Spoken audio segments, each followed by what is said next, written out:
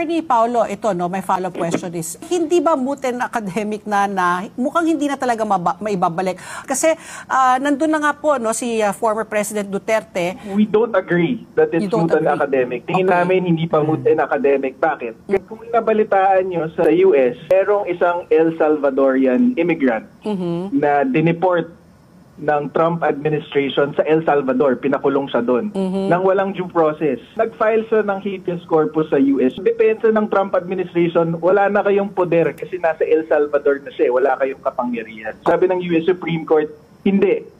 Kayong nagpadala dyan, ibalik nyo dyan. Hindi mo pwedeng depensa na pinatapon mo siya sa labas ng bansa kasi ibig sabihin nun, uunahan mo lang yung korte para mawala ng kapangyarihan ng korte laban sa'yo. So, pinabalik. Ang order ng Supreme Court is yung same prayer namin dun sa urgent motion, facilitate the immediate return. Inutusan ng US Supreme Court ang US government na ipabalik itong immigrant na to at napabalik. May bigat yan sa Supreme Court natin kasi ang batas natin, ang konstitusyon natin, kasama na yung writ of habeas corpus na batas natin. Nakapattern yan after US law.